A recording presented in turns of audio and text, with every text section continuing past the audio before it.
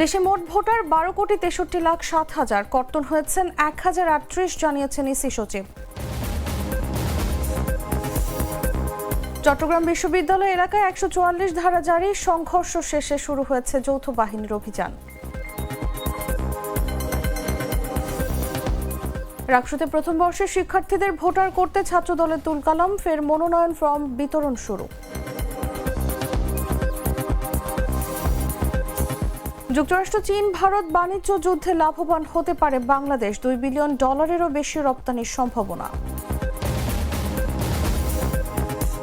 এবং লেবাননে 2 দফা বিমান হামলা ইসরায়েলের, ইউক্রেনের পার্লামেন্টের সাবেক স্পিকারকে গুলি করে হত্যা।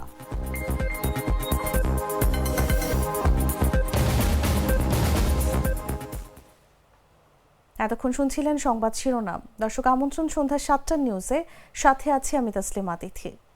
চকলেটে একাকার হয়ে ওঠা প্রাণ লেয়ার সম্পর্কের মিষ্টি ম্যাজিক। চলে যাচ্ছি পুরো খবরে।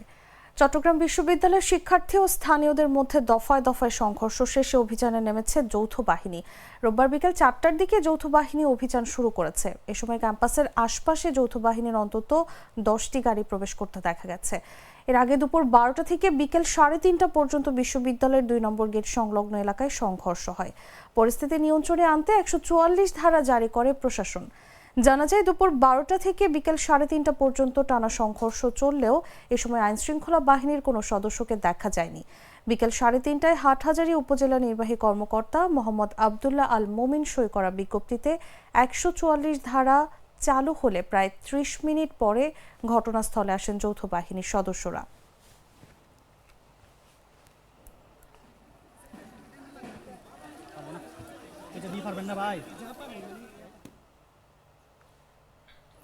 ফের রাজশাহী বিশ্ববিদ্যালয়ে ছাত্র সংসদ নির্বাচনের মনোনয়ন ফর্ম বিতরণ শুরু হয়েছে।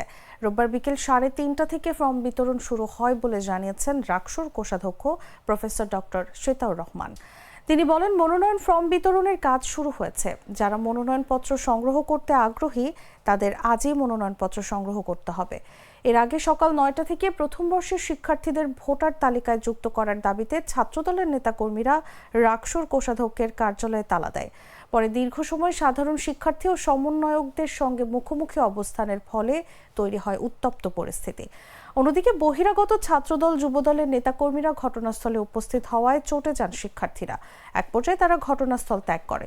বর্তমানে ছাত্রদলের নেতাকর্মীরা কোষাধ্যক্ষের কার্যালয়ের এক পাশে অবস্থান করছে এবং পরিস্থিতি স্বাভাবিক রয়েছে।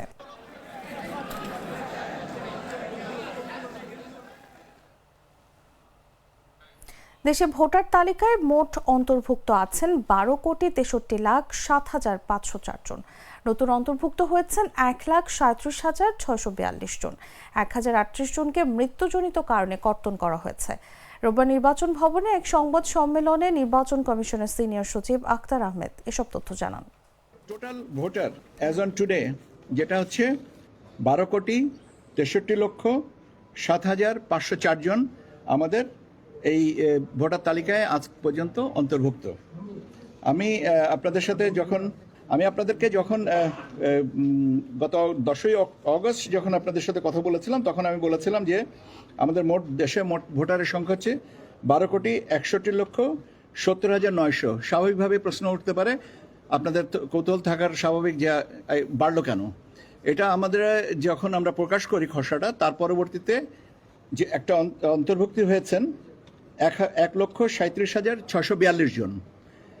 এনারাও বাদ পড়ার তালিকায় ছিলেন, বাদ পড়া ছিলেন, তারা আবার এটাতে নতুন করে অন্তর্ভুক্ত হয়েছেন এবং প্রকাশিত তালিকার থেকে 1,038 জনকে কর্তন করা হয়ে গেছেন, যারা প্রকাশিত তালিকার পরবর্তীতে ইন্তেকাল করেছেন বা অন্য কোনো ইন্তেকালই করেছেন, যেটা বাদ।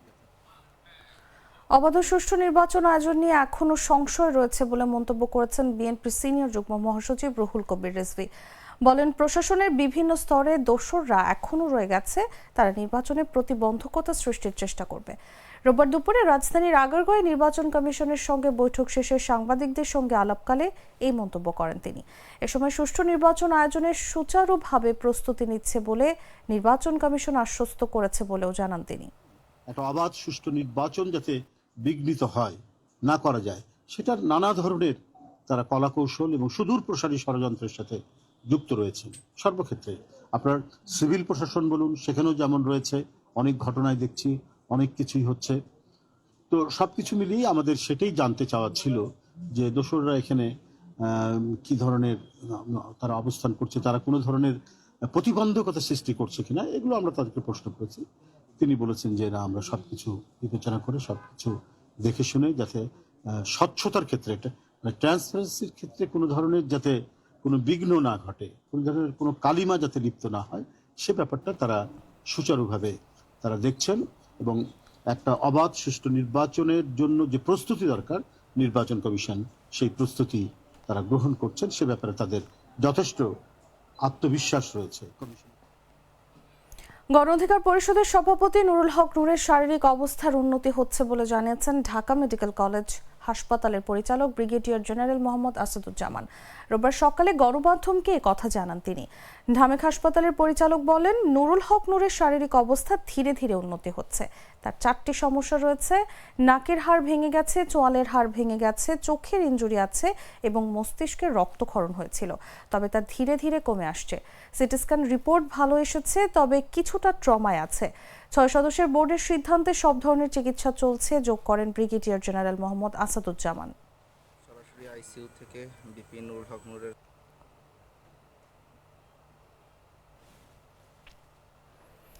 টেলিফোনে গণ অধিকার পরিষদের সভাপতি নুরুল হক নূরের শারীরিক অবস্থার খোঁজ নিয়েছেন রাষ্ট্রপতি মোহাম্মদ শাহাবুদ্দিন। রোববার সকালে এই তথ্য নিশ্চিত করেছেন গণ অধিকার পরিষদের উচ্চতর পরিষদ সদস্য ও গণমাধ্যম সমন্বয়ক আবু হানিফ।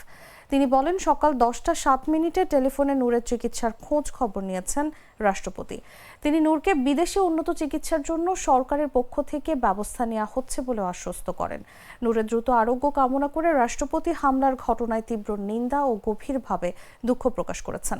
হামলায় জড়িতদের ব্যাপারে দৃষ্টান্তমূলক শাস্তি নিশ্চিত করা হবে মর্মেও রাষ্ট্রপতি আশ্বস্ত করেছেন বলে জানান হানিফ। এর আগে গেল শনিবার মোবাইলে ফোন করে প্রধান উপদেষ্টা ডক্টর মোহাম্মদ ইউনূস গণ অধিকার পরিষদ সভাপতির শারীরিক অবস্থার খোঁজ নেন। এছাড়া বিভিন্ন রাজনৈতিক দলের নেতারাও ঢাকা মেডিকেল কলেজ হাসপাতালে গিয়ে নূরের খোঁজ খবর নিচ্ছেন।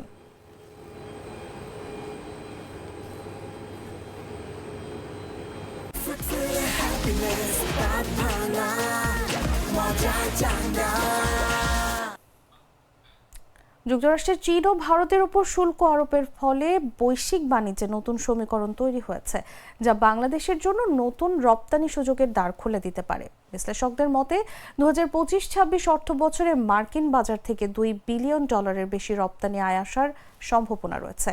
পোশাক সহ অন্যান্য খাতে তুলনামূলক কম দামে মানসম্মত পণ্য সরবরাহ করে বাংলাদেশ মার্কিন বাজারে আরো বড় অংশ দখল করতে পারে বলেও মত তাদের। বিস্তারিত জাগো ডেস্ক রিপোর্টে। চীন ও ভারতের উপর যুক্তরাষ্ট্রের পাল্টা শুল্ক আরোপে বৈশ্বিক বাণিজ্যে নতুন সমীকরণ তৈরি হয়েছে। এ পরিবর্তন থেকে বাংলাদেশের জন্য উন্মোচিত হতে পারে নতুন সম্ভাবনার দ্বার। বিশ্বব্যাংকের ঢাকা কার্যালয়ের সাবেক মুখ্য অর্থনীতিবিদ ডক্টর জাহিদ হোসেনের মতে, শুধু 2025-26 অর্থ বছরে মার্কিন বাজার থেকে $2 বিলিয়ন বেশি রপ্তানি আয় বাড়তে পারে। শনিবার মাইক্রো ইকোনমিক চ্যালেঞ্জ ও উত্তরণের পথ শীর্ষক আলোচনা সভায় এ কথা জানান তিনি।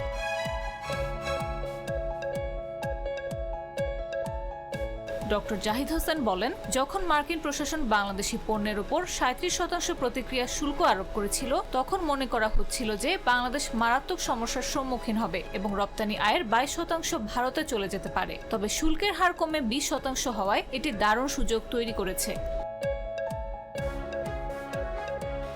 বাংলাদেশের প্রধান রপ্তানি পণ্য তৈরি পোশাক। দীর্ঘদিন ধরে মার্কিন যুক্তরাষ্ট্র বাংলাদেশের অন্যতম বড় বাজার, কিন্তু সাম্প্রতিক সময়ে যুক্তরাষ্ট্রের চীন ও ভারতের উপর বাড়তি শুল্ক আরোপের ফলে সেখানে তাদের পোশাক ও অন্যান্য পণ্যের প্রতিযোগিতা ক্ষমতা কমে যাচ্ছে। সেই জায়গায় তুলনামূলক কম দামে এবং মানসম্মত পণ্য সরবরাহ করে বাংলাদেশ আরও বাজার দখল করতে পারে বলে মত বিশেষজ্ঞদের।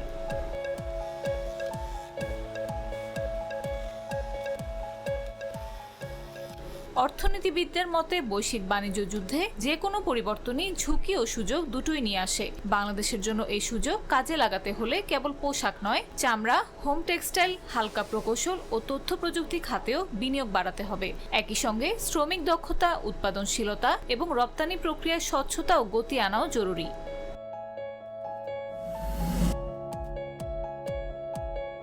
তবে চ্যালেঞ্জও কম নয়। ডলারের ওঠানামা, আন্তর্জাতিক কাঁচামালের দাম বৃদ্ধি, শ্রম বাজারে অস্থিরতা এবং বাণিজ্য সংশ্লিষ্ট অবকাঠামোগত সীমাবদ্ধতার সুযোগকে বাস্তব রপ্তানি আয়ে রূপান্তরিত করতে বাধা হয়ে দাঁড়াতে পারে। আবার যুক্তরাষ্ট্রের রাজনৈতিক পরিবর্তন ও কূটনৈতিক সম্পর্কের গতি প্রকৃতিও এই সম্ভাবনাকে প্রভাবিত করতে পারে।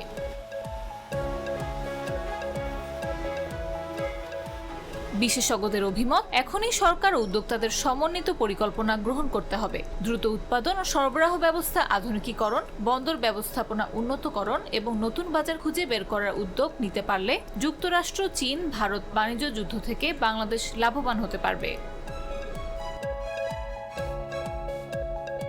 Mr. Noodles, amazing taste. জানাবো আন্তর্জাতিক সংবাদ।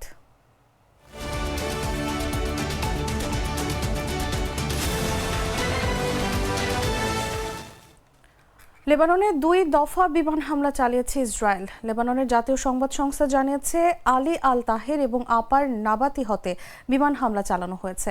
সে সময় বিস্ফোরণের আশপাশের বাড়িঘর কেঁপে উঠেছে। এক বিবৃতিতে জানানো হয়েছে মিফতনের দারব আল কামার সড়কে একটি ক্ষেপণাস্ত্র আঘাত এনেছে, কিন্তু কোনো বিস্ফোরণ ঘটেনি।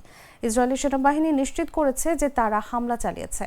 এক বিবৃতিতে দাবি করা হয়েছে যে তাদের লক্ষ্য ছিল হিজবুল্লাহর একটি সামরিক ঘাঁটি, যেখানে সামরিক কার্যকলাপ চিহ্নিত করা হয়েছে। তবে হিজবুল্লাহর পক্ষ থেকে এখনও কোনো মন্তব্য করা হয়নি। গেল নভেম্বরে মার্কিন মধ্যস্থতায় যুদ্ধবিরতির পরে ইসরায়েল এখনও দক্ষিণ লেবাননে 5টি অবস্থান দখল করে আছে। 2 মাসের মধ্যে তাদের বাহিনী প্রত্যাহার করার কথা ছিল এবং লেবাননের সশস্ত্র বাহিনীকে দেশের দক্ষিণে নিয়ন্ত্রণ দেওয়ার কথা ছিল। ওই অঞ্চলটি দীর্ঘদিন ধরে হিজবুল্লাহর শক্ত ঘাঁটি ছিল।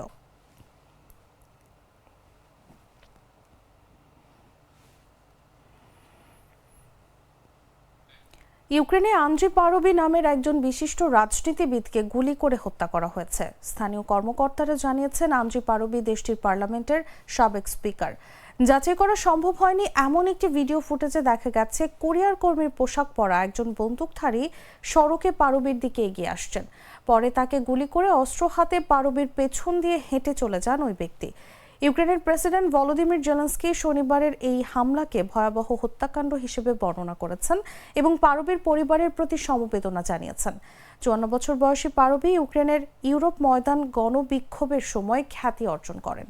ইউরোপীয় ইউনিয়নের সঙ্গে সম্পর্ক আরও জোরদার করা এবং 2014 সালে ইউক্রেনের তৎকালীন রুশপন্থী প্রেসিডেন্ট ভিক্টর ইয়ানুকোভিচের বিরুদ্ধে সংঘটিত গণ আন্দোলনের নেতৃত্ব দিয়েছিলেন তিনি।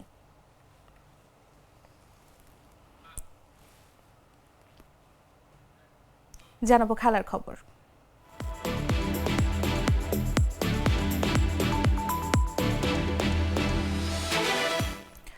ফরাসি লিগ 1-এ হুয়াও নেভেসের দুর্দান্ত হ্যাট্রিকে তুলুজের বিপক্ষে 6-3 ব্যবধানে জিতেছে প্যারিস সেন্ট জার্মি। 20 বছর বয়সী পর্তুগিজ তারকা নেভেস প্রথমার্ধে মাত্র 7 মিনিটের ব্যবধানে 2টি বাইসাইকেল কিকে গোল করেন। ম্যাচের 7 মিনিটে প্রথম গোলে নেভেসকে অ্যাসিস্ট করেন ওসমানে ডেম্বেলে, আর 14 মিনিটে দ্বিতীয় গোলে সহায়তা দেন ফাবিয়ান রুইজ। এর মাঝে 9 মিনিটে ব্র্যাডলি বারকোলা গোল করেন। পিএসজি 3-0 ব্যবধানে এগিয়ে যায়।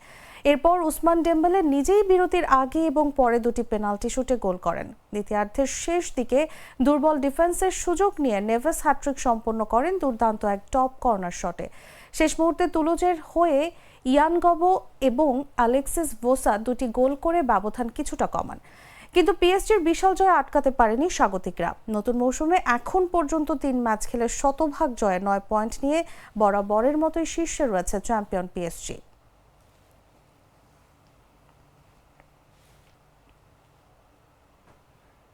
দর্শক, সংবাদ শেষ করার আগে শিরোনামগুলো জানিয়ে দিচ্ছি আরও একবার। দেশে মোট ভোটার 12,63,07,000, কর্তন হয়েছেন 1038 জন, জানিয়েছেন ইসি সচিব। চট্টগ্রাম বিশ্ববিদ্যালয় এলাকায় 144 ধারা জারি, সংঘর্ষ শেষে শুরু হয়েছে যৌথ বাহিনীর অভিযান। রাকসুতে প্রথম বর্ষের শিক্ষার্থীদের ভোটার করতে ছাত্র দলের তুলকালাম, ফের মনোনয়ন ফর্ম বিতরণ শুরু। যুক্তরাষ্ট্র, চীন, ভারত বাণিজ্য যুদ্ধে লাভবান হতে পারে বাংলাদেশ, $2 বিলিয়ন বেশি রপ্তানির সম্ভাবনা। এবং লেবাননে 2 দফা বিমান হামলা ইসরায়েলের, ইউক্রেনের পার্লামেন্টের সাবেক স্পিকারকে গুলি করে হত্যা।